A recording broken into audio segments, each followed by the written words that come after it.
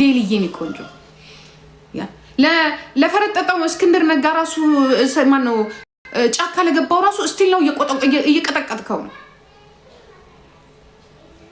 ገባ ለሁሉም ለመሮም ቢሆን ለኦሮሞም ቢሆን ለተጋሩም ቢሆን ለአማራም ቢሆን ምንም እናደርገው ነገር የለም ለማድረግ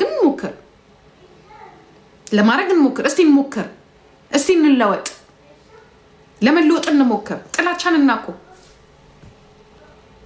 ዛት ዘወይ ይሄ ብቻ ነው በቃ መፍትሄው የሚሆነው መጀመሪያ ጥላቻን እናቁ አንዱ ሲያለቅስ ለአንዱ እንተዛዘር በዘፈን ዳንኪራ ዋይ ታዲያ ምናምን ከዛ በኋላ በቃ ስሜታችን ከውስጣችን መሆን አለበት በሆነ ነገር በቃ ሲወራልን በቃ ፍትህ የተሰጠን አይምሰለን ስለተዘፈነልን ፍትህ የተሰጠን አይምሰለን ድሮም እኮ ተዘፍኖልናል ድሮም እኮ የልጅ እኮ ዘፍኗል ከሱ በፊት የነበሩትም እኮ ዘፍነውልናል ፍትህ አገኘን ነፃነት አገኘን አላገኘንም እየባሰን የመጣው አግኝተናል ነፃነት አላገኘንም ለተወሰኑ ሰዎች አልፎላቸው ሊሆን ይችላል ለተወሰኑ ሰዎች ደስ ብሏቸው ሊሆን ይችላል ከትርክና ከተረም ሁሌ ከመተንተን አክቲቪስቶቻችን ይተነትናሉ ልጆቻችን ይሞታሉ ቤተሰቦቻችን ይራባሉ ጥላቻ ከበፊቱ በበለጠ ኖሯል አንዳችንን ሀዘንና አንዳችንን ችግር አንረዳ አሁን የሆነ ቦታ ሲገደል ቆመን ማየት ጀምረናል ድሮ እንደው ቢበስማን ብለን ወደ ጸሎትም እንሄዳለን ተደብቀን አሁን ደንዝዘናል ሁላችን አንዱ ከተማ በወደ ነገር ይቀጠቀጣል ዝም ብለን ነው የምናየው አንዱ እናቶች እዛ ጋር ያልቅሳሉ ዝም ብለን ነው የምናየው እዛ ጋር ሰዎች ይደበደባሉ ዝም ብለን ነው የምናየው እንዲያውም ማያገባን ነው የምንለው ኦኬ አሁን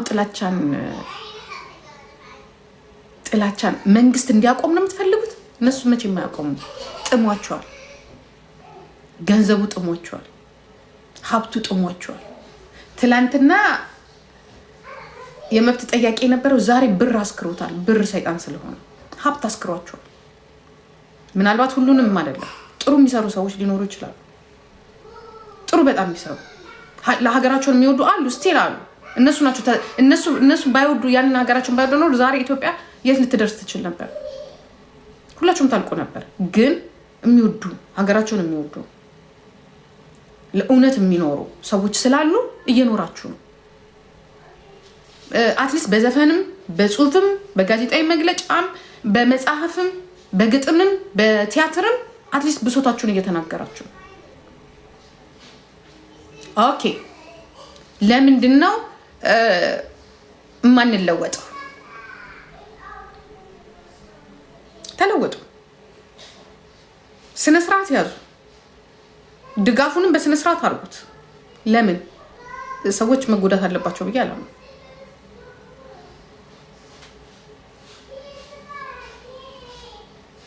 መጎዳት የለባቸውም ሰዎች መብታቸውን ስለተናገሩ ጥይት ይዘው እስካልመጡ ድረስ የምናየው ነገር ሁላችንም የምናየው ነገር ያ ግን ማለት የአንድ ዘር ስብስብ አይደለም እዚህ ጋር ደግሞ ላረጋግጥላችሁ የምፈልገው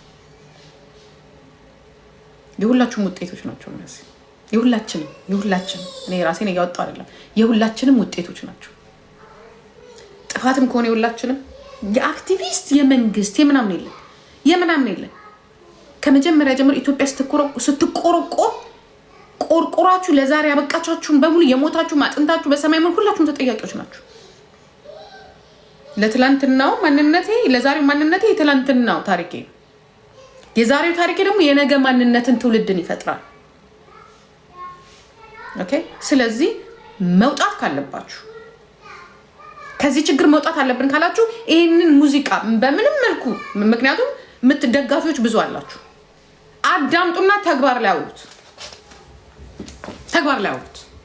ጥላቻን አስወግድ የማንኛውንም ሰው አስተሳሰብ ባትቀበለው እንኳን ኦኬ አስተያየት ስትሰጥም ስርዓት ባለው መንገድ ያ አሁንም አንድ ነገር አስጠንቀቅ ልንገራችሁ ዘርን የተመረኮዘ ነገር ወደ አንዱ መሄድ ከሆነ ወደ ሌላ ነገር ውስጥ ነው የምትገቡት ምክንያቱም ትላንትና ያደረግነው ነገር ለዛሬ አብቅቶናል ዛሬ የምናደርገው ነገር ደግሞ የምንዘራው ነገር ነገ እናጭደዋለን ምክንያቱም በአሁን ሰዓት እያየነው ነው ሁሉም ቦታ ላይ ህዝብ እየረገፈ ነው ሁላችሁም እኩል እያለቀሳችሁ ነው የተወሰኑ ሰዎች ስልጣን ላይ ያሉት ሰዎች ናቸው ጥሟቸው ኑሯቸውን ከኢትዮጵያ አልፈው ከአፍሪካ አልፈው ዓለም ላይ እየኖሩ ያሉት እንደ ልባቸው ሰው የሚገሉት እንደ ልባቸው ሰው የሚያስሩት እንደ ልባቸው ወጣቶች ላይ እንትን የሚሉት ይሄ የማይቀር ነገር ነው።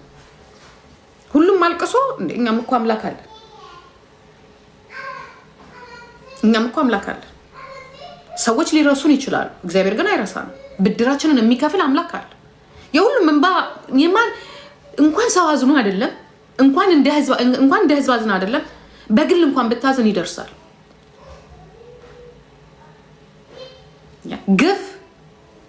ግፍ ይውላችሁ ተገፍታችሁ ይገነፍላል። አላየንም ማለት አይደለም፣ አልሰማንም ማለት አይደለም፣ መናገር አቅቶንም አይደለም። እዚህ ላይ ማውራት መለፍለፍ ትርጉም ስለሌለው እዚህ ላይም ተሞክሯል፣ ሶሻል ሚዲያ ላይም ተሞክሯል፣ ምድር ላይም ተሞክሯል። ግፍ አለ፣ በደንብ አለ። ግማሻችን የራሳችን ሰፈር ግፍ ይደርሰናል፣ ግማሻችን እንደ ክልል የራሳችን ክልል፣ እንደ ሀገር ደግሞ ኢንፎርሜሽኑ ያላችሁም አላችሁ ያለንም አለ። አዎ በደንብ አለ፣ ግፍ አለ፣ በደንብ አለ። ምክንያቱ ምንድን ነው? ለምንድን ነው ግፉ እንደዚህ የበዛው? ለምንድን ነው የበዛው? ጥላቻችን እዚህ ጋር ደርሶናል። ትናንትና እኛ ስንጮህ ወይ እኔ ስጮህ እኔን የኮረኮማችሁ ዛሬ እየተኮረኮማችሁ ነው። ግን ደስ የሚለው ነገር እናንተ ስትኮረኮሙ ግን እኛ እዚህ ጋር ዋው ጎበዞች ምናምን አንልም። ነውር ነው ማለት እግዚአብሔር የማይወደው ሰው በሰውነቱ የመኖር መብት የሰጠው እግዚአብሔር ብቻ ነው። እግዚአብሔር እንድንኖር ፈቅዶልናል። እግዚአብሔር ይወስደናል። ሰዎች ግን የሚወስዱብን እርምጃና ግድያ ግን ትክክል አይደለም፣ ኃጢአትም ነው፣ መወገዝም ያለበት ነው። አሉ ከዚህ ስርዓት ውስጥ ሰው የሚበሉ፣ ሰው የሚያሳድዱ፣ ሰው የሚያስሩ የራሳቸው ብቻ ድምፅ እንዲሰማ ሳይናገሩ ራሳቸው ብቻ እንዲደመጡ የሚፈልጓሉ። በደንብ አሉ።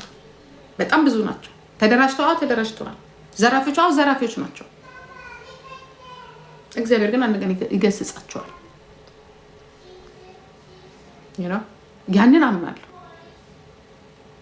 ሁላችንም ይሄንን እንመን። ግፍ አለ። አዎ በደንብ አለ።